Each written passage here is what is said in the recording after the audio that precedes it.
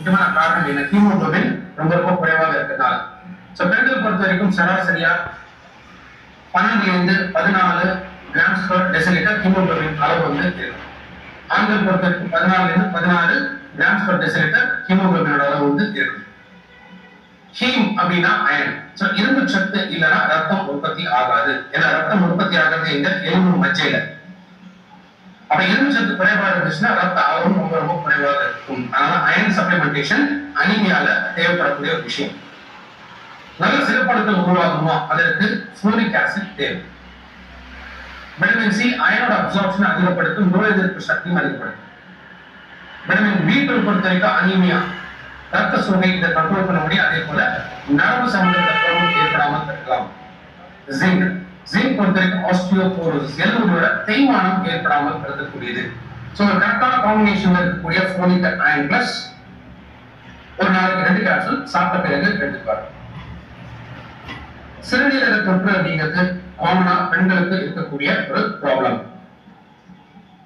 ஆண்களை விட பெண்களுக்கு அதிகமாக சிறுநீரக தொற்று ஏற்படக்கூடியது. ஏன்னா அந்த யூரிட்டர் அப்படின்னு சொல்லி யூரின் போகக்கூடிய அந்த பைப், அந்த குழாய், அந்த குழாய் ஆண்களை விட பெண்களுக்கு ரொம்ப சின்ன சைஸ்ல இருக்கிறதுனால பாக்டீரியல் இன்ஃபெக்ஷன்ஸ் வந்து அடிக்கடி ஏற்படும்.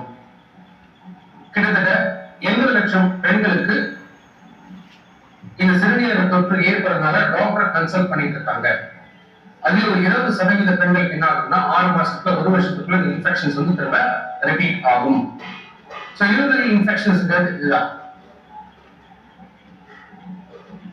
ஒண்ணு கிட்னிஸ்ல இல்லைன்னா யூரிட்டர்ல, அந்த கிட்னில இருந்து யூரினை கலெக்ட் பண்ணக்கூடிய பேக்ல இல்லைன்னா சிறுநீர் பையில இல்ல யூரிட்டரால.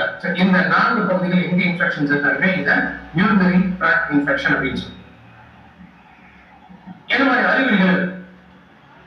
யூரின் போகும்போது அதிக எரிச்சல், நமைச்சல், வலி இதெல்லாம் இருந்துச்சுன்னா யூரின் இன்ஃபெக்ஷனா இருக்கும். ஃப்ரீக்வன்சி அதிகமாகும். 1/2 மணி நேரம் 1 மணி நேரத்துக்குள்ள திரும்ப யூரின் போகணும் அப்படின்னு ஏற்படலாம். அதாவது கண்ட்ரோல் பண்ண முடியாது, யூரின் வந்து கண்ட்ரோல் பண்ண முடியாது. ஏன்னா நம்மளுடைய சிறுநீர் பை அந்த பிளாடர் பொறுத்த வரைக்கும் 400 ml யூரின் வரைக்கும் ரிட்டைன் பண்ண முடியும். அதே மாதிரி கிட்டத்தட்ட 5 மணி நேரம் வரைக்கும் கூட தாங்கலாம். பட் அதே யூரினரி இன்ஃபெக்ஷன் இருந்துச்சுன்னா 1/2 மணி நேரம் கூட யூரின் உங்களால கண்ட்ரோல் பண்ண முடியாது. யூரின்ல பிளட் வர ஆரம்பிக்கலாம். யூரின் வந்து பால் மாதிரி ஒயிட் கலர்ல மாற ஆரம்பிக்கலாம். யூரின்ல வந்து ரொம்ப பேட் ஸ்மெல் வந்து வர ஆரம்பிக்கலாம். இதெல்லாமே என்ன சொல்றோம்? Urinary tract infections.